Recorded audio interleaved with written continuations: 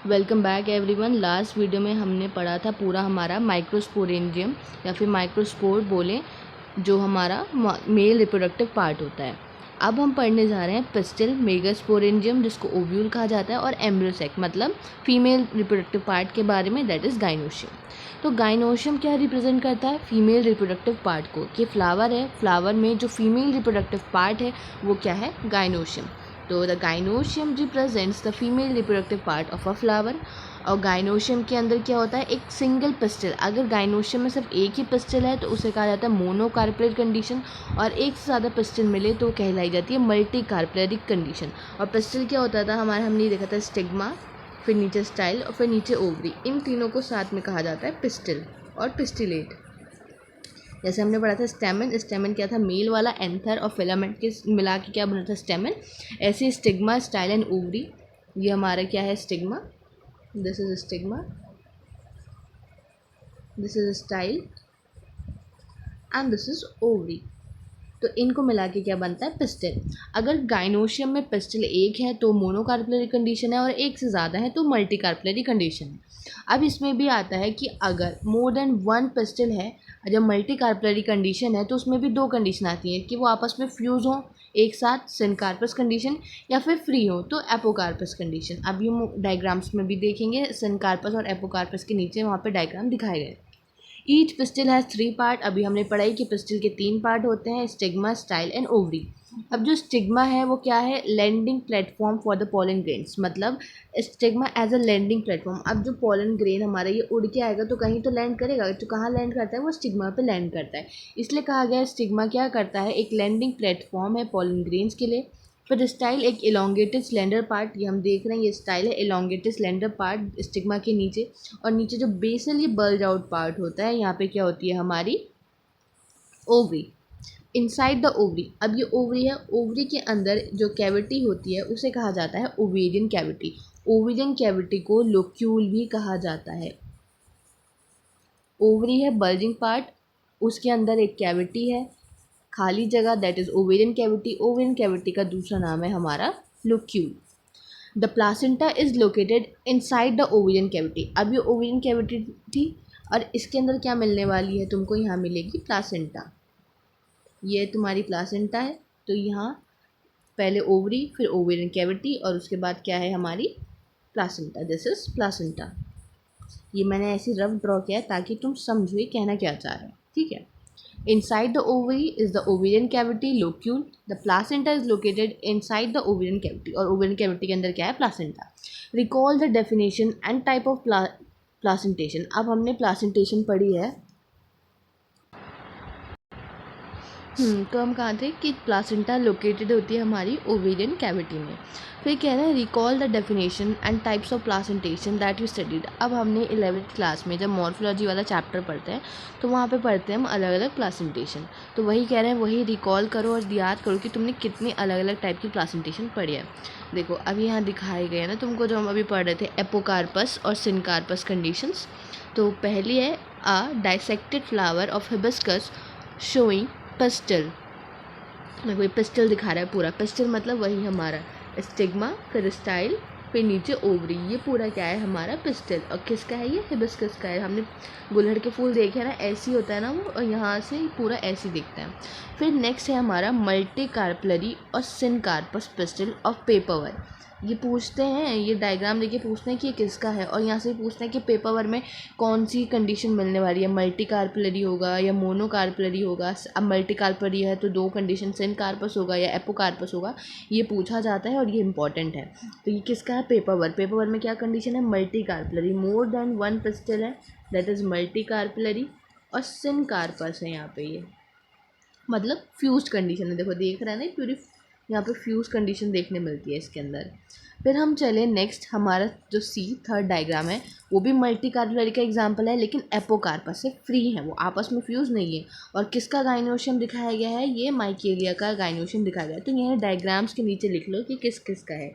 ये हिबिस्कस का है, और ये पिस्टल शो कर रहा है, ये गाइनोशियम शो कर रहा है, ये पेपर वर्क की है मल्टी कार्पलरी सिनकार्पस कंडीशन, ये माइकेलिया की है मल्टी कार्पलरी लेकिन एपोकार्पस कंडीशन।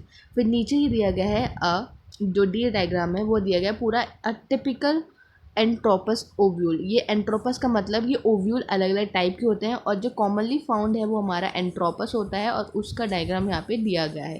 तो एंट्रोपस ओव्यूल। अभी हम ये पूरा पढ़ेंगे। ये देखो ये हाइलम है, ये funicle, micropyle, micropylar end, pole, outer integument, inner integument, nucellus and embryo sac. अभी जब हम नीचे पढ़ेंगे ये डायग्राम तो हमारा और अच्छे से क्लियर हो जाएगा।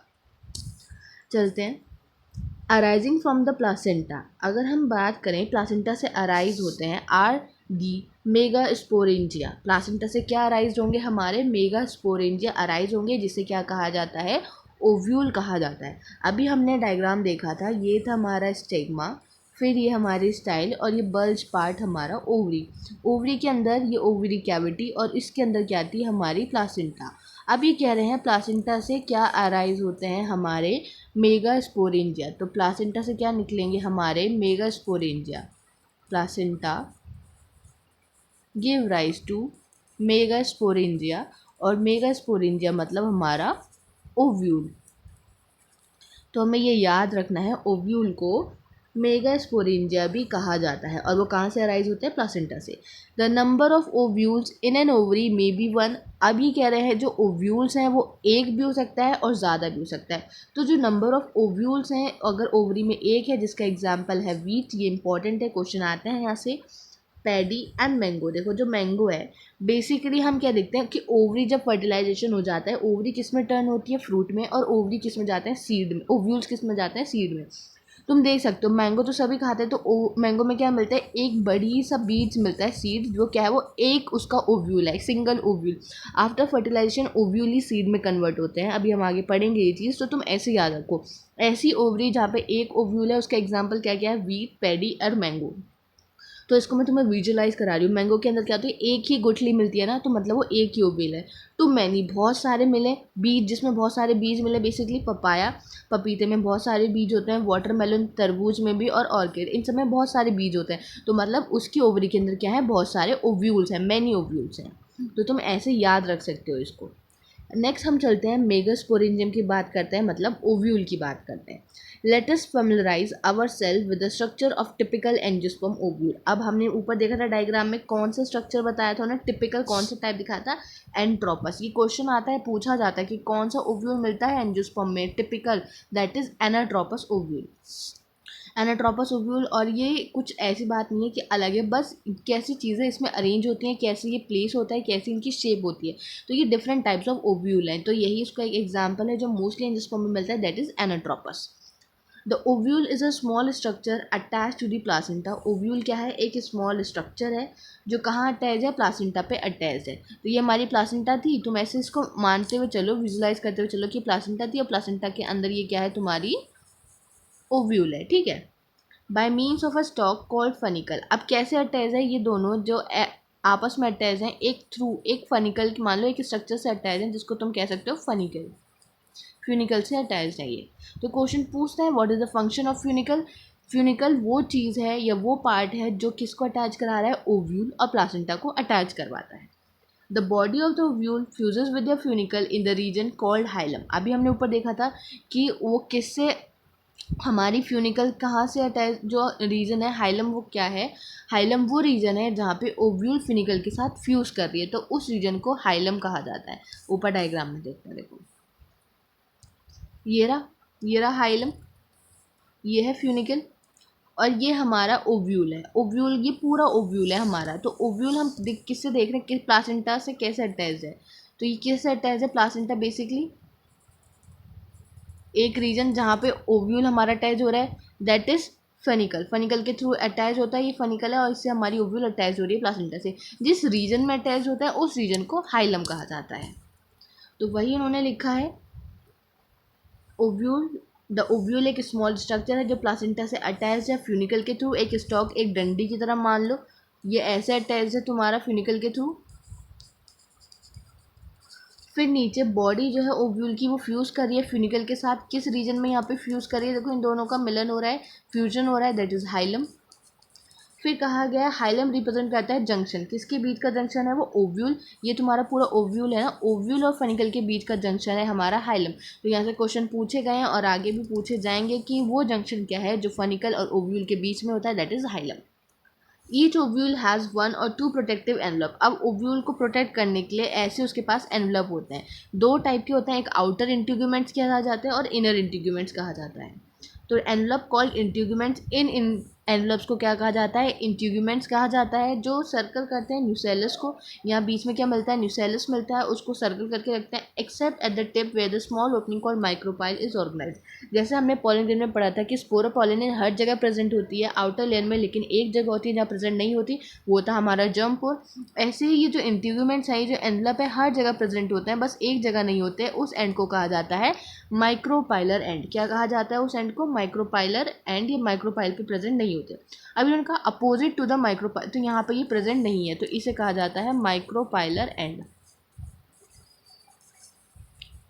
अब इन्होंने कहा माइक्रोपाइलर एंड के अपोजिट, माइक्रोपाइलर एंड के अपोजिट कौन सी जगह है, ये माइक्रोपाइलर एंड है, ये इसके अपोजिट है, तो माइक्रोपाइलर एंड के अपोजिट क्या मिलता है, चलेजा। क्या मिलता है, चलेजा।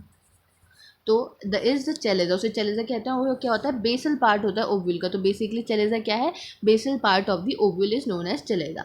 अभी तक हमने क्या देखा कि जो ओव्यूल है मोस्टली जो एंजियोस्पर्म में मिलता है उसकी शेप ऐसे होती है कुछ, उसे क्या, कौन सी शेप कहा जाता है, उसे एनाट्रोपस शेप कहा जाता है। ये हमारा ओव्यूल है पूरा नीचे ऐसा, ये फनिकल आ गई जो प्लासेंटा और ओव्यूल को अटैच करने में हेल्प कर रहा है। मतलब बेसिकली ओव्यूल प्लासेंटा से किसके थ्रू अटैच है, एक स्टॉक की तरह, एक डंडी की तरह, जिसे फनिकल कहा जाता है। और जिस रीजन में वो फ्यूज़ करते हैं उस रीजन को हाइलम कहा जाता है। फिर ओव्यूल को कवरिंग करने के लिए, प्रोटेक्ट करने के लिए एनवलप प्रेजेंट है, उन एनवलप को इंटीग्यूमेंट्स कहा जाता है। इंटीग्यूमेंट्स भी दो टाइप के होते हैं, outer integuments and inner integuments. Outer और इनर दो पार्ट्स में डिवाइड हो गए। अब ये हर जगह प्रेजेंट होते हैं, लेकिन कहाँ छोड़ के, और क्या करता है, न्यूसेलस वगैरह को धक्के रखता है क्योंकि उन्हें प्रोटेक्ट करना है। बेसिकली कहाँ पे नहीं होते, एक छोटी सी स्मॉल ओपनिंग होती है जहाँ पे वो प्रेजेंट नहीं होते, तो उस ओपनिंग को क्या कहा जाता है, ये ओपनिंग है यहाँ पे वो प्रेजेंट नहीं होंगे, उस ओपनिंग को कहा जाएगा that is micropylar and. Micropylar and पे वो नहीं होंगे, माइक्रोपाइलर के अपोजिट में जो एंड होता है उसे चलेजल एंड कहा जाता है, और वो क्या रिप्रेजेंट करता है कि basal part of the ovule. Now enclose within the integuments is a mass of cell. अब इंटीग्यूमेंट्स में अभी हमने पढ़ा था कि इंटीग्यूमेंट्स के अंदर क्या होता है, एक मास ऑफ सेल्स होता है जिसको प्रोटेक्ट करके रखते हैं, दैट इज न्यूसेलस। इसे क्या कहा जाता है, न्यूसेलस कहा जाता है। Cells of the nucellus have abundant reserve food material. इनके पास क्या होता है, जो न्यूसेलस के सेल्स हैं, अबंडेंट फूड रिजर्व मटेरियल उनके पास प्रेजेंट होता है, जो कहाँ located in the nucellus is the embryo sac और फीमेल गैमेटोफाइट। अब न्यूसेलस के अंदर क्या मिलता है, एम्ब्रियो सैक मिलता है या फिर फीमेल गैमेटोफाइट मिलता है। जैसे पोलन ग्रेन क्या था, मेल गैमेटोफाइट, वैसे ही एम्ब्रियो सैक क्या है, फीमेल गैमेटोफाइट।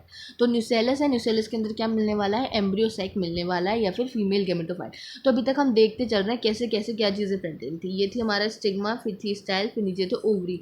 ओवरी के अंदर क्या थी, ओवेरियन कैविटी, उसके अंदर थी हमारी प्लासेंटा। ओवेरियन कैविटी को लोक्यूल कहा जाता है। प्लासेंटा के अंदर क्या है, फिर हमारा ये ओव्यूल मान लो, उसके अंदर ओव्यूल होता है। फिर वो ओव्यूल के अंदर क्या मिलेगा, ओव्यूल के अंदर तुमको न्यूसेलस मिलेगा, ये ओव्यूल हो गया। फिर ये न्यूसेलस है, न्यूसेलस क्या, न्यूसेलस के अंदर तुम्हें क्या मिलने वाला है, दैट इज़ फीमेल गैमेटोफाइट और एम्ब्रियो सेल।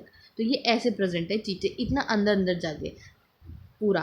तो ओवरी, प्लासेंटा, ओवरियन कैविटी, फिर है तुम्हारा ओव्यूल, ओव्यूल के अंदर है तुम्हारा न्यूसेलस, और न्यूसेलस के अंदर है तुम्हारा embryo sec.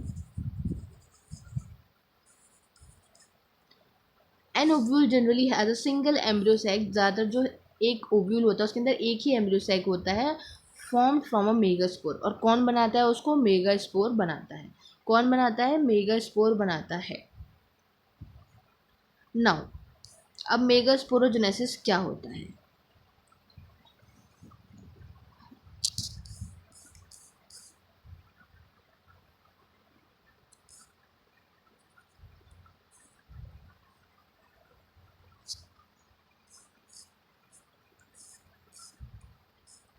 now megasporogenesis. What is megasporogenesis? The process of formation of megaspore from the megaspore mother cell. Megaspore का बनना मेगास्पोर मदर सेल से इज नोन एज मेगास्पोरोजेनेसिस। जैसे हमने पढ़ा था माइक्रोस्पोरोजेनेसिस, माइक्रोस्पोरोजेनेसिस क्या था, माइक्रोस्पोर का बनना, दैट इज माइक्रोस्पोरोजेनेसिस। कहाँ से, माइक्रोस्पोर मदर सेल या पॉलन मदर सेल से। वही मेगास्पोर का बनना from megaspore mother cell is known as megasporogenesis.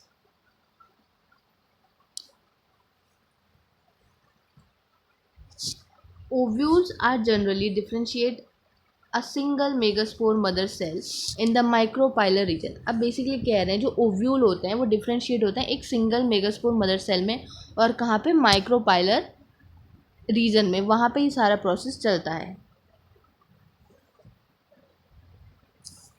अब ये डायग्रामेटिकली पूरा रिप्रेजेंट किया गया है, अब इसे देखते हैं। देखो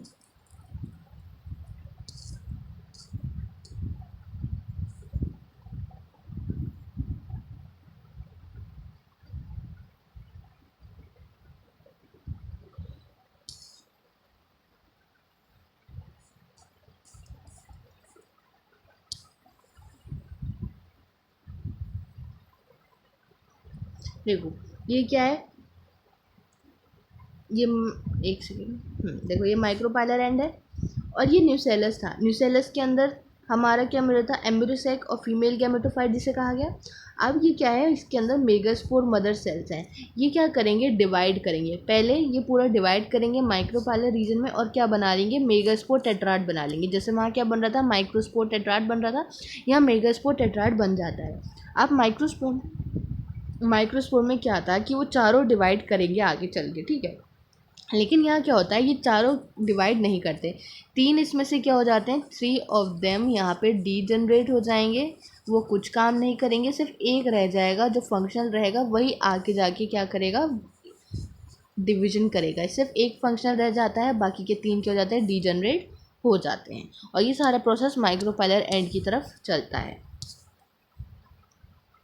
ऊपर ये दिखाया गया पार्ट ऑफ द ओव्यूल। सबसे फर्स्ट में ए डायग्राम ओव्यूल के पार्ट हैं जो एक बड़े मेगास्पोर मदर सेल को दिखा रहे हैं। पहले डायट 2 सेल्स बनते हैं, फिर टेट्राड 4 सेल्स बनते हैं, यहाँ तक। अभी हम पढ़ते हैं आगे क्या है।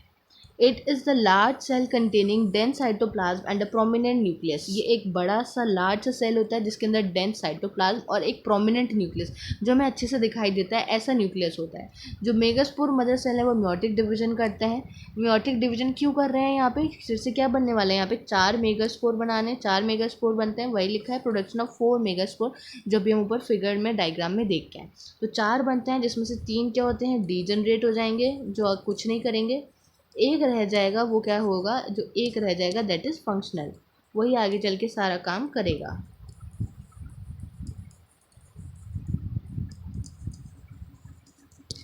फीमेल गैमेटोफाइट दैट इज़ हमारा एम्ब्रियोसेक। फीमेल गैमेटोफाइट की बात चल रही है, मतलब एम्ब्रियोसेक की बात कर रहे हैं। अगर तुम कंफ्यूज होते हो ना ऐसे क्या क्या बोलते हैं, तो लिख लिया करो, फीमेल गैमेटोफाइट मतलब embryo sac. In a majority of a flowering plant, ज़्यादातर फ्लावरिंग प्लांट में जो one of the megaspore is functional, कि एक ही मेगास्पोर फंक्शनल रह जाता है, वाइल अदर 3 डी जनरेट, बाकी 3 क्या हो जाते हैं, डी जनरेट हो जाते हैं। वही जो एक फंक्शनल मेगास्पोर है वो डेवलप होगा किसमें, फीमेल गैमेटोफाइट में, वही एम्ब्रियोसेक में डेवलप होगा। This method of embryo sac formation from a single megaspore is termed as monosporic development.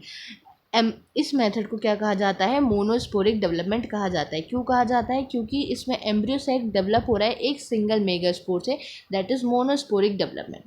What will be the ploidy of the cell of the nucellus. अब यही सब पूछे, न्यूसेलस की प्लॉइडी क्या होगी, जो मेगास्पोर मदर सेल है उसकी प्लॉइडी क्या होगी, फंक्शनल मेगास्पोर और फीमेल गैमेटोफाइट इनकी प्लॉइडी क्या होगी। तो न्यूसेलस क्या होगा, हमारा 2n कंडीशन होगी, मेगास्पोर मदर सेल भी 2n कंडीशन होगा, फंक्शनल मेगास्पोर एक बचेगा क्योंकि वही आगे चल के 2 बने हैं, 2 से 4 बने हैं, म्योसिस हुआ है, और फीमेल गैमेटोफाइट भी हमारा n होगा क्योंकि फिर वो आगे चल के फर्टिलाइजेशन करेगा मेल गैमेटोफाइट और मिलके वापस से 2n वाली प्लॉइडी क्या हो जाएगी, हमारी स्टोर हो जाएगी। Let us study about the formation of embryo sac in detail. अब हम पढ़ते हैं कि एम्ब्रियोसेक बेसिकली बनता कैसे है। The nucellus of the functional megaspore divide mitotically to form the 2 nuclei which form to the opposite pole. अब जो हमने अभी देखा कि ये हमारा पूरा रीजन था, यहाँ मेगास्पोर मदर सेल था, पहले उसने 2 सेल्स बनाए डायट, फिर इसने 2 और सेल्स बनाए तो ये क्या बन गया, टेट्राड बन गया, जिसमें से 3 क्या हो गए, डीजनरेट हो गए, एक क्या था, ये हमारा फंक्शनल रहा। ठीक है, ये एक हमारा फंक्शनल रहा। अब ये अकेला जो फंक्शनल वाला है ये क्या करेगा, ये एक फंक्शनल है हमारा, फंक्शनल मेगास्पोर है। अब ये जो इसका जो न्यूक्लियस है फंक्शनल मेगास्पोर का, मान लो ये इतना बड़ा सा इसका न्यूक्लियस है, ठीक है, ये पूरा एक मेगास्पोर है। अब इसके अंदर जो न्यूक्लियस है फंक्शनल मेगास्पोर का, वो ये न्यूक्लियस था, उसने क्या करा, आगे अपने आप को माइटोटिकली डिवाइड करा। सिर्फ अभी न्यूक्लियस की बात चल रही है, ये न्यूक्लियस उसने अपने माइटोटिकली अपने आप को डिवाइड कर लिया, तो 2 न्यूक्लियस बन गया, which move to the opposite poles, और जब अपोजिट पोल्स पे जा चुका है तो ये कंडीशन क्या आ गई, 2 न्यूक्लियेट एम्ब्रियोसैक बन चुका है। तो ये क्या, कौन सी कंडीशन आई, यहाँ लिख लो, ये क्या है तुम्हारा फंक्शनल मेगास्पोर, और ये क्या है तुम्हारा उसका न्यूक्लियस, उसने डिवाइड करा न्यूक्लियस ने, तो ये 2 न्यूक्लियेट कंडीशन आ गई। क्या कंडीशन आई, 2 न्यूक्लियेट कंडीशन आई। अब 2 न्यूक्लियेट कंडीशन आ गई, फिर ऐसे 2 और सिक्वेंशियल माइटोटिक डिवीजन होंगे, जिसमें क्या होगा, न्यूक्लियर डिवीजन होगा, और क्या बन जाएगी ऐसी। अब ये 2 थे, ये सेल है तुम्हारा, अब ये 2 थे, अभी क्या बन जाएंगे, अब 4 बन जाएंगे, क्योंकि 2 और माइटोटिक डिवीजन हो गए, 4 बन गए। अगले में चल टोटल तो 4 न्यूक्लियेट कंडीशन आई, फिर उसके बाद और आएगी, अब क्या आएगी, 8 न्यूक्लियेटेड कंडीशन आ जाएगी, क्या हो जाएंगे, 8 न्यूक्लियस बनने वाले हैं इसके अंदर टोटल, ये 8 न्यूक्लियस बन गए। It is of the interest to know that these mitotic division are strictly free nuclei, that is nuclear division are not followed immediately by cell wall formation। मतलब देखो, अभी हमने जो सेल डिवीजन चैप्टर हम पढ़ चुके हैं, तो हमने देखा था न्यूक्लियस डिवीजन होता था, तो फिर आगे साइटोकाइनेसिस भी होती थी। यहाँ पे ऐसा कुछ नहीं हो रहा है, सिर्फ यहाँ पे न्यूक्लियर डिवीजन हो रहा है। जब अब 8 न्यूक्लियेट कंडीशन आ गई है तो सेल वॉल बनने लगेगी, ऑर्गेनाइजेशन होने लगेगा, और एक proper typical female embryo sac, female gametophyte हमारा बन जाता है।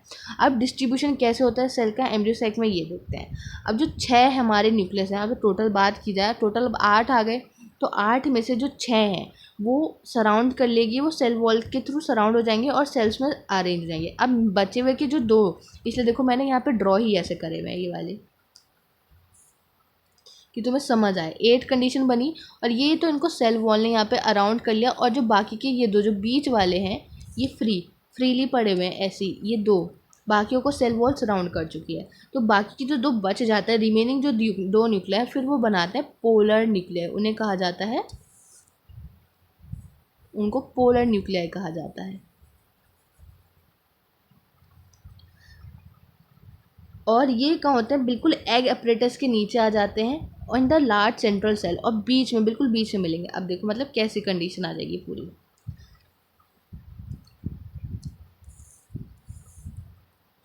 ये तुम्हारा पूरा एक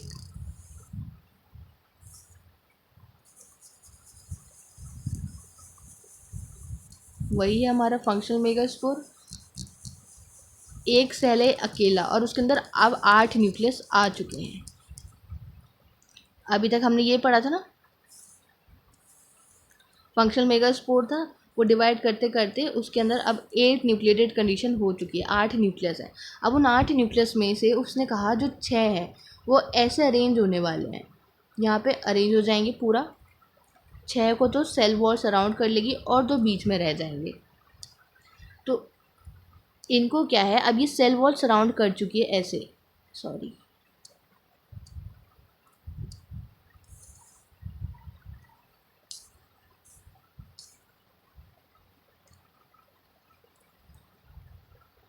यहाँ क्या आ गई, सेल वॉल आ चुकी है, इनको सेल वॉल ने सराउंड कर लिया है ऐसे पूरा, ठीक है। और ये 2 ऐसी पड़े हैं, तो अब कैसे है, तो 1 2 3 4 5 6, और ये एक पूरा सेंट्रल सेल बीच में आएंगे, तो ये 2 तो ऐसे पड़े रहेंगे, मतलब 2 न्यूक्लियस जो हैं वो एक सेल के अंदर है, बाकी सब एक एक न्यूक्लियस एक एक सेल के हिसाब से पूरा एडजस्ट हो चुका है। अब ये पूरा क्या बन चुका है, हमारा फीमेल गैमेटोफाइट बन चुका है। तो इस कंडीशन जो फीमेल गैमेटोफाइट है उसे कहा जाता है 7 सेल्ड एंड 8 न्यूक्लिएटेड कंडीशन कहा जाता है। क्यों कहा जाता है अब उसको? इसीलिए देखो सेल गिनोगे तो 1 2 3 ये 4 5 6 7, टोटल कितने सेल है? 7 सेल है। और न्यूक्लियस की बात की जाए तो टोटल 8 है। इसलिए इस कंडीशन को कहा जाता है 7 सेल्ड 8 न्यूक्लिएटेड कंडीशन। तो हमने देखा अब वो अरेंज हो चुके हैं, पूरा फीमेल गैमेटोफाइट बन चुका है।